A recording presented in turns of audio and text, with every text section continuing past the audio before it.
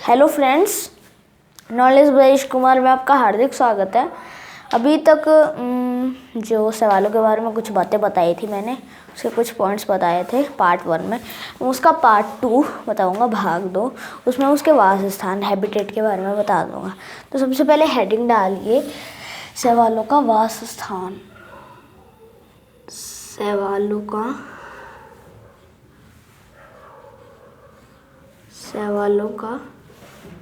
वासस्थान।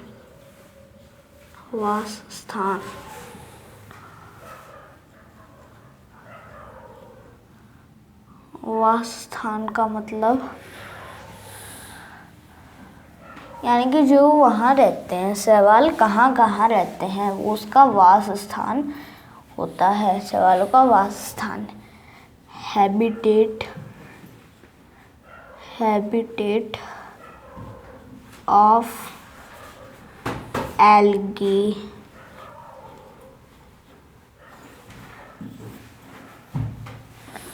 Habitat of algae, शैवालों का वासस्थान। तो सबसे पहले देखेंगे कि जो ताज़े जल में पाए जाते हैं, प्योर वाटर में पाए जाते हैं। फिर देखेंगे कि जो समुद्री जल में पाए जाते हैं, सी के जल में। फिर कुछ जो घर बना के रहते हैं, यानी कि किसी ऑर्गेनिज्म के ऊपर अपना घर बना के रहते हैं। तो सबसे पहले देखेंगे कि ताज़े जल में कौन कौन से पाए जाते हैं। ताज़े जल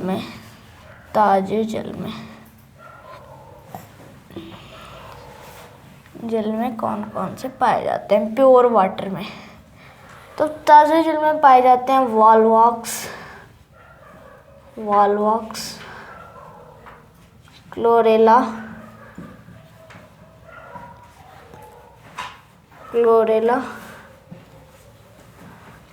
भी इसी में पाए जाते हैं ताज़े जल में।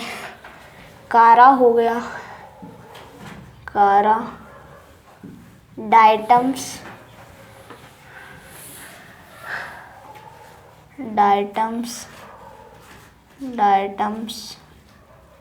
आदि। ताज़े जल में कौन कौन से पाए जाते हैं? तो ताज़े जल में वॉलवॉक्स होता है, क्लोरेला, कारा, डाइटम्स आदि पाए जाते हैं। समुद्री जल में कौन कौन से पाए जाते हैं वो देखते हैं। समुद्री जल में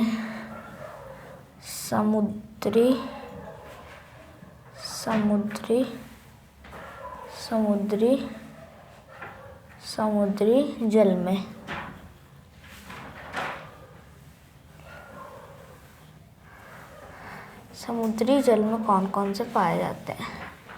तो समुद्री जल में पाए जाते हैं सारगासम। समुद्री जल में सारगासम,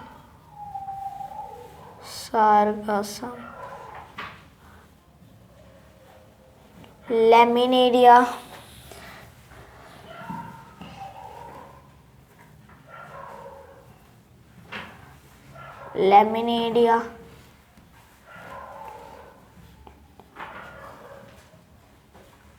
ग्रेसिलेरिया,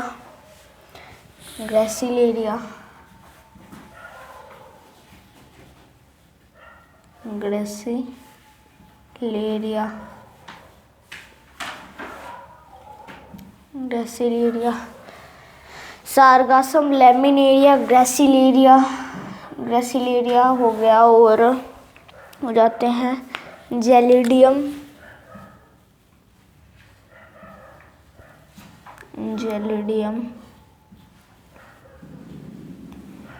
आदि। ये सभी समुद्री जल में पाए जाते हैं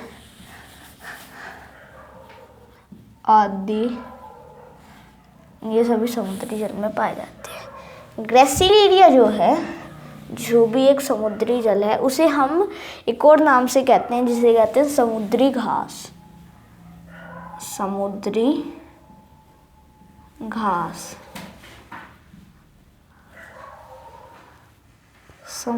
घास। ग्रेसिलेरिया को समुद्री घास कहते हैं। घास को कहते हैं ग्रास होता होगा। समुद्री सी ग्रास या फिर सी वीड्स कहते हैं। समुद्री घास, सीवीड्स। ग्रेसिलेरिया को हम समुद्री घास, सीवीड्स कहते हैं। ठीक है, तो इसे वीड्स भी कह सकते हैं या ग्रास भी कह सकते हैं, दोनों नाम वीड्स या ग्रास दोनों कहते हैं।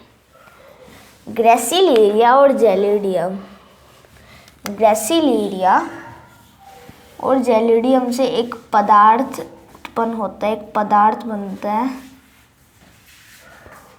जिसे कहते हैं एक पदार्थ उत्पन्न होते हैं, उस पदार्थ को कहते हैं अगार अगार। उस पदार्थ को कहते हैं अगार अगार, अगार अगार, अगार अगार।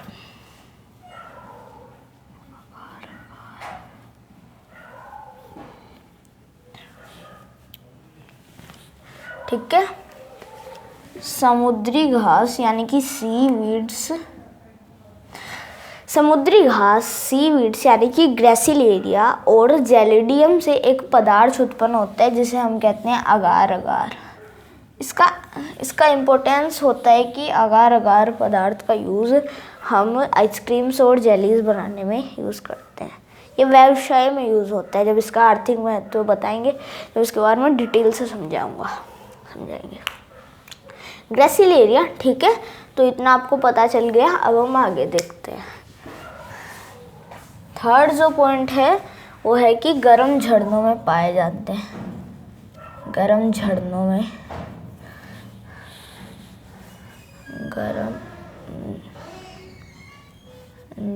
में कौन कौन से पाए जाते हैं? तो गर्म झरनों में पाए जाते हैं ऑसिलेटोरिया,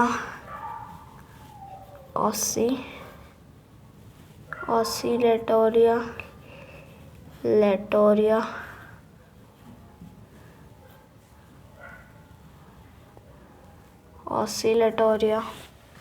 ऑसिलेटोरिया गर्म झरनों में पाए जाते हैं। ठीक है, ऑसिलेटोरिया जो है वो गर्म झरनों में पाया जाता है। ये एक एल्गी है। ठीक है, एक और एल्गी जिसका नाम है प्रोटोडर्मा,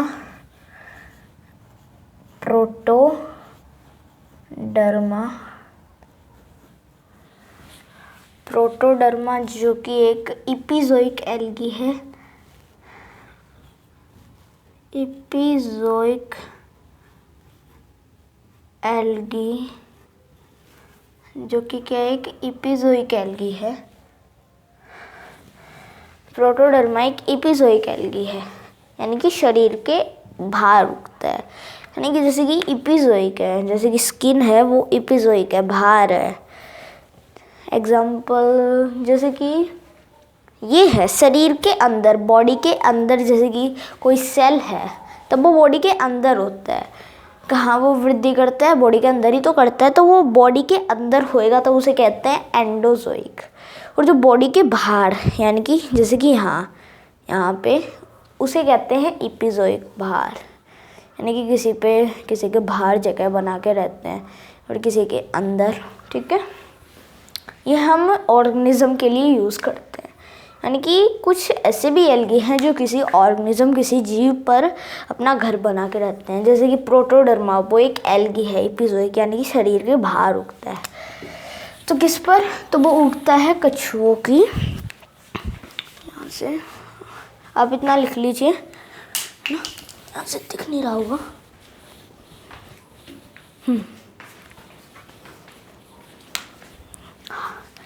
प्रोटोडर्मा वो एक इपिज़ोइक एल्गी है। कहाँ उगता है? तो वो कछुओं की पीठ पर उगता है।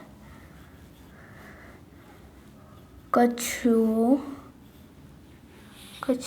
की पीठ पर उगता है।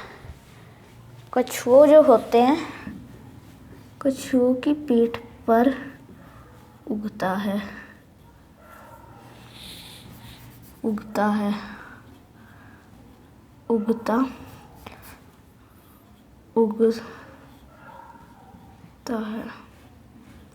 कौन?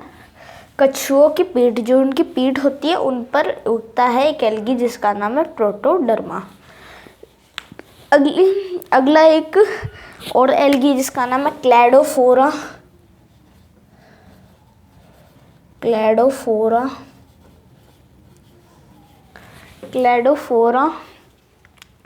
CHLODO है ना। हाँ, वो भी क्या एक इपिज़ोइक एल्गी है। इपिज़ोइक एल्गी है।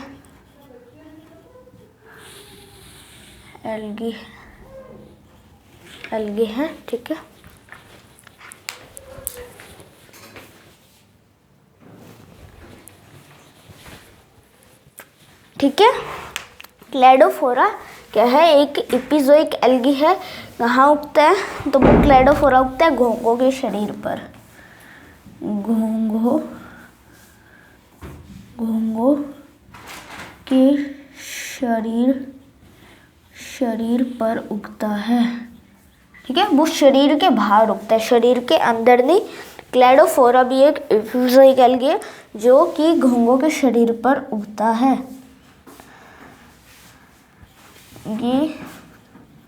ये समुद्री जीव है, जैसे कि कछुआ भी एक समुद्री जीव है, ऐसे ये घोंघा भी क्या एक समुद्री जीव है। एक और एग्जांपल है जूक्लोरेला।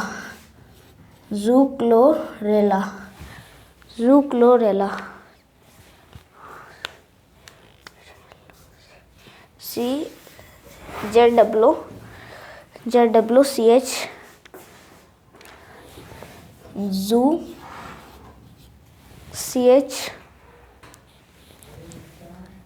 CHLORALLAC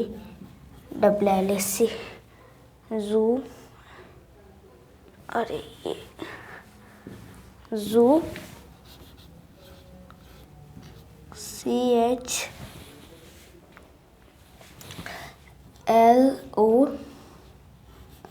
ZUCLORELLA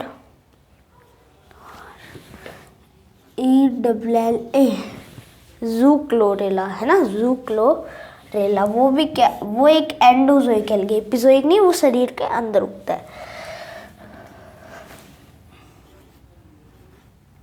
endozoic algae. जूक्लोरेला क्या है, वो एक एंडोजोइक एल्गी। कहाँ उगता है, तब वो हाइड्रा के शरीर के अंदर उगता है।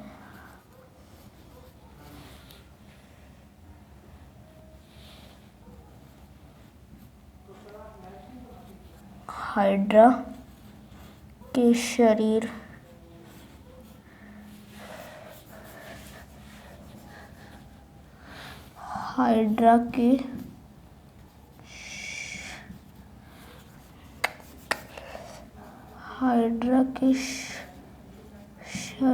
के अंदर उगता है।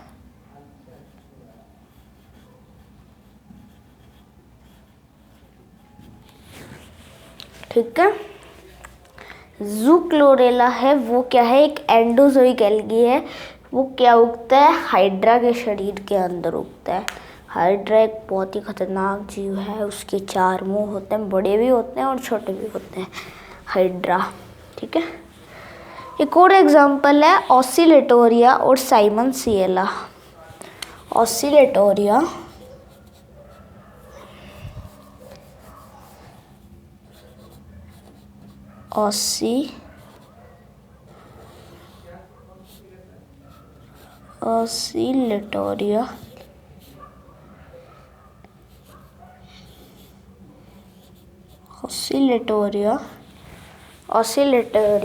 व साइमन सिएला।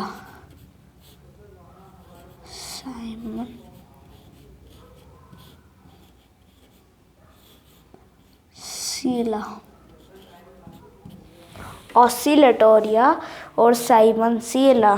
ठीक है, वो क्या है, वो भी एक एंडोजोइक एल्गी है। एंडोजोइक एल्गी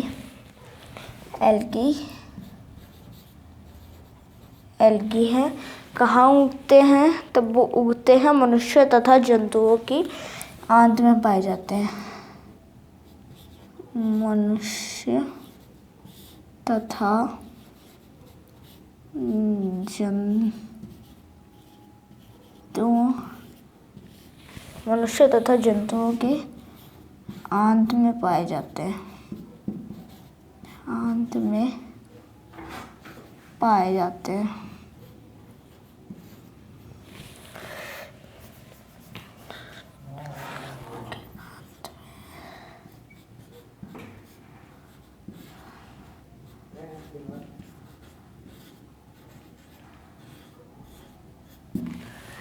ठीक है, ये थोड़ा सा ऊपर चला गया, चलो कोई दिक्कत नहीं है। और तो ये यहाँ से आपको दिख रहा होगा मेरे ख्याल से,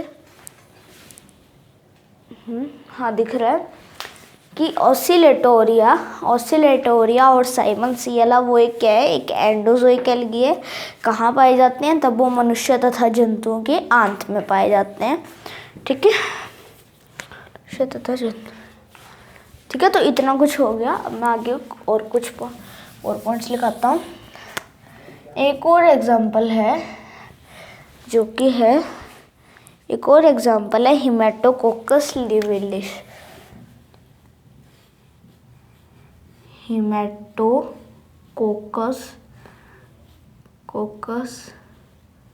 निवेलिस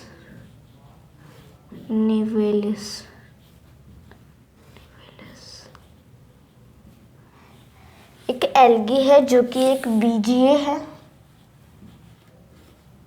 ब्लू ग्रीन एल्गी है।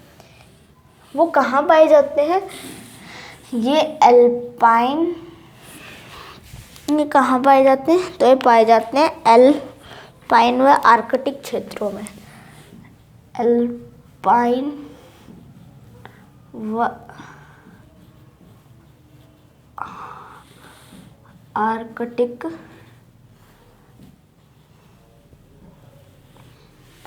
तो एल्पाइन व आर्कटिक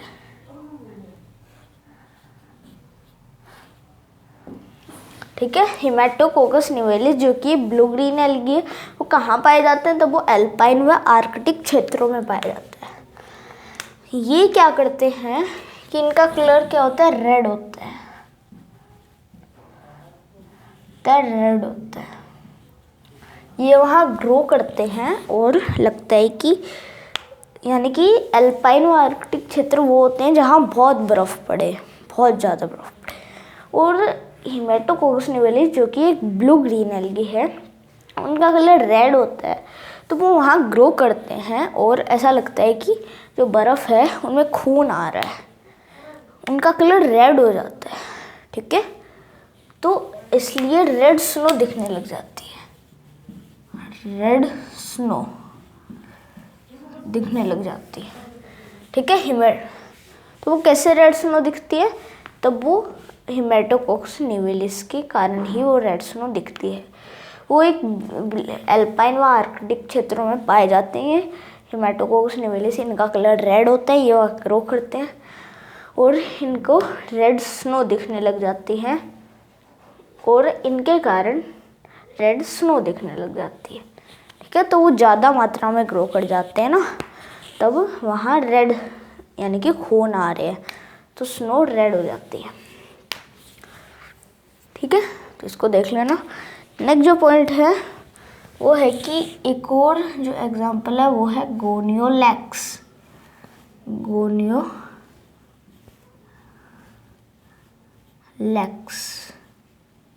गोनियोलैक्स क्या है? गोनियोलैक्स भी एक बीजीय है, ब्लू ग्रीन एल्गी है। ये कहाँ पाए जाते हैं? तो ये सागर में पाए जाते हैं। इनका भी कलर क्या होता है? रेड होता है, कलर रेड होता है। ये भी ऐसे करते हैं, ये भी वहाँ ग्रो करते हैं समुद्र में और लगता है कि समुद्र में खून आ रहे हैं, यानी कि सागर जो है सी वो रेड दिखाई दे रहा है। कई बार ये क्वेश्चन पूछा गया आईएएस में, ऐसे 2000 पूछा गया है आईएएस में कि नासा ने एक बार अपने सैटेलाइट से क्या ली थी? नासा ने एक बार सैटेलाइट से एक अर्थ की पिक्चर ली थी। तब उन्होंने देखा कि समुद्र जो सी है उसकी एक बड़ा क्षेत्र, बहुत लंबा एक क्षेत्र लाल दिखाई दे रहा है, रेड दिखाई दे रहा है। तब ये तो किस वजह से? तब वो उसी Gonyaulax VGA blue green algae से। होता क्या है कि गोनियोलेक्स क्या करते हैं, एक केमिकल या फिर एक एंजाइम छोड़ देते हैं, जिसे हम कहते हैं रेड टाइड। उस रेड टाइड के कारण वो रेड टाइड पूरे समुद्र में फैल जाता है और वो लाल रंग फैला देता है। और कहीं दूर से हम जब देखते हैं उसको तब लगता है कि वो समुद्र लाल दिखाई दे रहा है। पास से तो हम दिख जाएगा कि हाँ ये रेड कलर है, पर कोई दूर से देखते हैं अर्थ से तब हमको वो रेड दिखाई देता है। ठीक है, तो इतना लिख लिया। तो उससे क्या होता है, रेड सी दिखाई देता है उसी, या फिर यहाँ लिख देता हूँ कि गोनियोलेक्सी रेड स्नो दिखाई देता है। रेड स्नो रेड सी दिखाई देता है, जो कि समुद्र है, रेड सी दिखाई देता है। गोनियोलेक्सी जो कि एक बीजीय है, उससे ब्लू ग्रीन एल्गी है वो सागर में ग्रो करते हैं और उनको लगता है कि जो सागर है सी है वो रेड दिखाई दे रहा है, रेड सी हो जाता है। ठीक है, समझ गए इतना। एक और है कि आपने इकी विलन देखी होगी, नहीं देखी, या फिर इकी विलन देखी होगी आपने।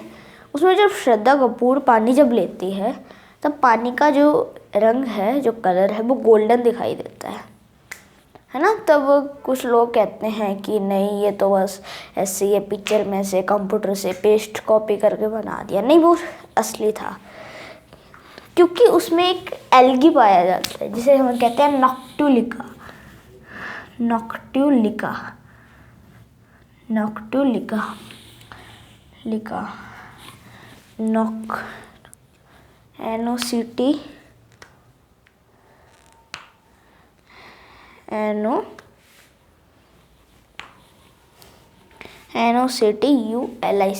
है ना, नॉक्टुलिका। तो उस नॉक्टुलिका जो कलर है उसका कलर गोल्डन होता है और वही गोल्डन में जाके गोल्डन टाइड उत्पन्न करता है और फिर वो पूरे समुद्र में फैल जाता है। और जब वो लेती है तो उनमें थोड़ा थोड़ा ही होता है गोल्डन कलर का, वैसे उसमें पूरा दिखाया रखता है कि उसमें गोल्डन दिखाई दे रहा है। तो ये सच है, रियल है। आप इके विलन सर्च करके देख सकते हैं। श्रद्धा कपूर में जब वो पानी लेती है पिक्चर में, तब वो पानी क्या होता है समुद्र में, आप भी ले सकते हैं। वैसे कई बार नहीं भी होता है, कई बार हो भी जाता है। तो फिर उस पानी जो है उसका रंग गोल्डन दिखाई देता है। तो इसी वजह से इस नॉक्टुलिका जो बीजी है, एल्गी है, वो क्या करता है, वही गोल्डन कलर का होता है और उसमें रहता है, किसमें, सागर में, है ना, सी में, समुद्र में रहता है। और फिर लगता है कि समुद्र जो है वो ब्राउन दिखाई दे रहा है। ठीक है, इसी नॉक्टुलिका से। तो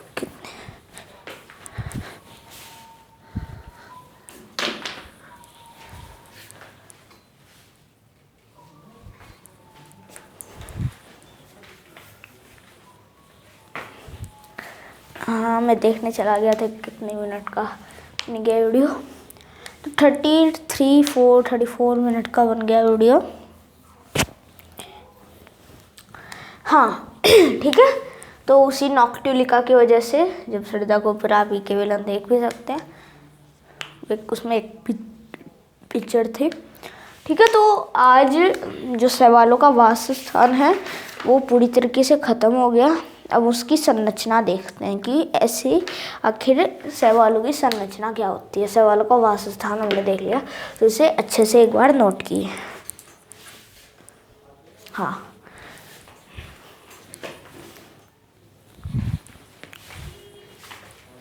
तो ज़्यादा बड़ा वीडियो बन गया। ठीक है, तो आज के लिए इतना ही। पार्ट 3 में मैं उसकी संरचना, स्ट्रक्चर के बारे में बताऊंगा। ठीक है, थैंक्स फॉर वॉचिंग।